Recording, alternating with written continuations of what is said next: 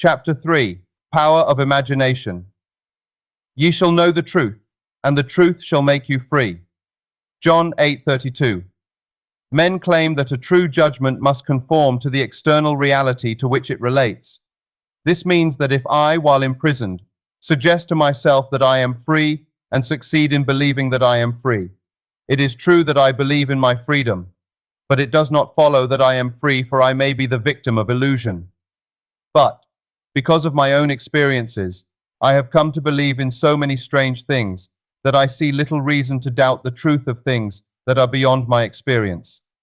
The ancient teachers warned us not to judge from appearances because, said they, the truth need not conform to the external reality to which it relates. They claimed that we bore false witness if we imagined evil against another, that no matter how real our belief appears to be, how truly it conforms to the external reality to which it relates, if it does not make free the one of whom we hold the belief, it is untrue, and therefore a false judgment. We are called upon to deny the evidence of our senses, and to imagine as true of our neighbor that which makes him free. Ye shall know the truth, and the truth shall make you free. To know the truth of our neighbor, we must assume that he is already that which he desires to be. Any concept we hold of another that is short of his fulfilled desire will not make him free, and therefore cannot be the truth. Instead of learning my craft in schools where attending courses and seminars is considered a substitute for self-acquired knowledge, my schooling was devoted almost exclusively to the power of imagination. I sat for hours imagining myself to be other than that which my reason and my senses dictated, until the imagined states were vivid as reality, so vivid that passers-by became but a part of my imagination, and acted as I would have them. By the power of imagination, my fantasy led theirs and dictated to them their behavior and the discourse they held together, while I was identified with my imagined state. Man's imagination is the man himself, and the world as imagination sees it is the real world. But it is our duty to imagine all that is lovely and of good report. The Lord seeth not as man seeth, for man looketh upon the outward appearance, but the Lord looketh upon the heart. As a man thinketh in his heart, so is he. In meditation, when the brain grows luminous, I find my imagination endowed with the magnetic power to attract to me whatsoever I desire. Desire is the power imagination uses to fashion life about me, as I fashion it within myself.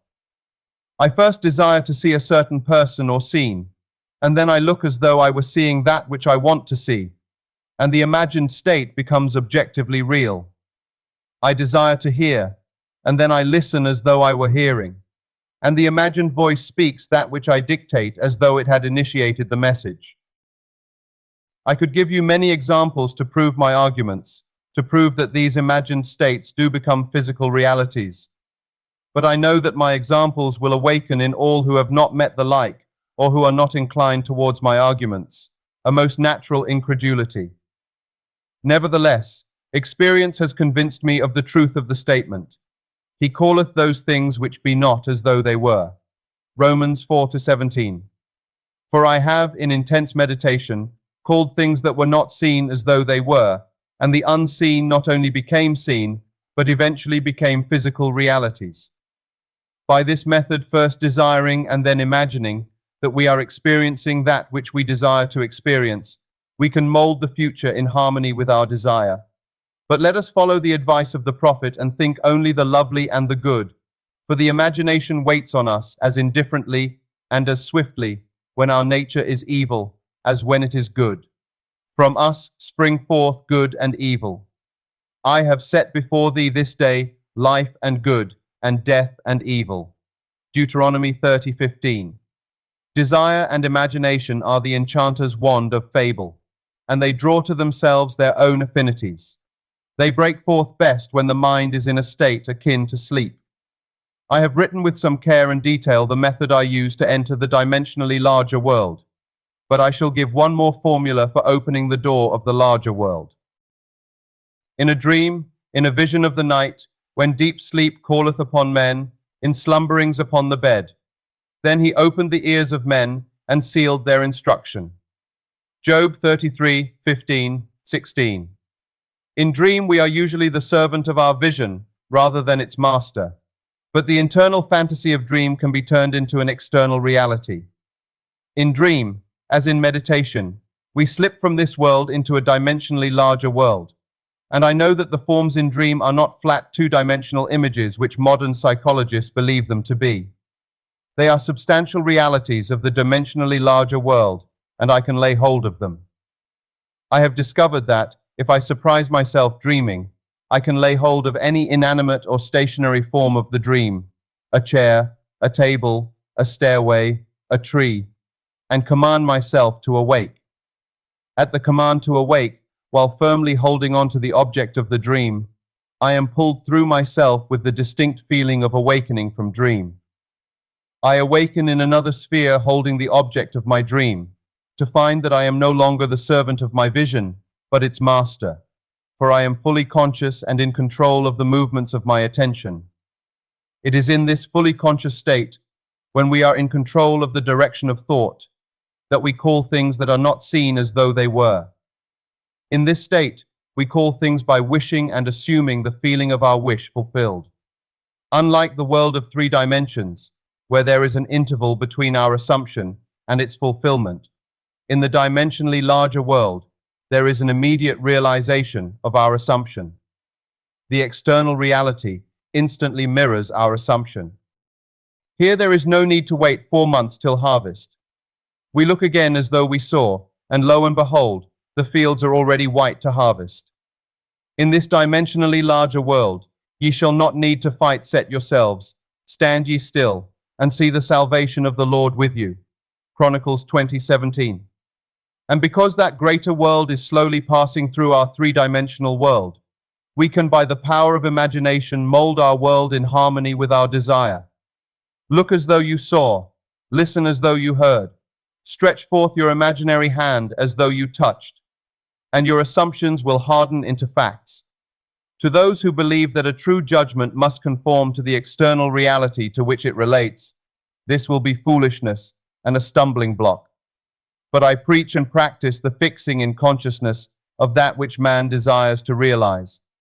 Experience convinces me that fixed attitudes of mind, which do not conform to the external reality to which they relate and are therefore called imaginary things which are not, will, nevertheless, bring to naught things that are. I do not wish to write a book of wonders, but rather to turn man's mind back to the one and only reality that the ancient teachers worshipped as God. All that was said of God was in reality said of man's consciousness, so we may say that, according as it is written, he that glorify, let him glory in his own consciousness. No man needs help to direct him in the application of this law of consciousness. I am is the self-definition of the absolute, the root out of which everything sprouts. I am the vine. What is your answer to the eternal question, who am I? Your answer determines the part you play in the world's drama. Your answer, that is, your concept of self-need, not conform to the external reality to which it relates. This great truth is revealed in the statement, let the weak say, I am strong. Joel 3:10. Look back over the good resolutions with which many past New Years are encumbered. They lived a little while, and then they died. Why? Because they were severed from their root. Assume that you are that which you want to be. Experience in imagination what you would experience in the flesh, were you already that which you want to be. Remain faithful to your assumption, so that you define yourself as that which you have assumed.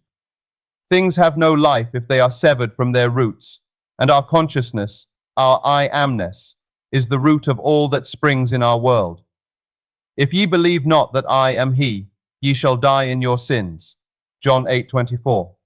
That is, if I do not believe that I am already that which I desire to be, then I remain as I am, and die in my present concept of self. There is no power, outside of the consciousness of man, to resurrect and make alive that which man desires to experience. That man who is accustomed to call up at will whatever images he pleases, will be, by virtue of the power of his imagination, master of his fate. I am the resurrection and the life. He that believeth in me, though he were dead, yet shall he live. John 11:25. Ye shall know the truth, and the truth shall make you free.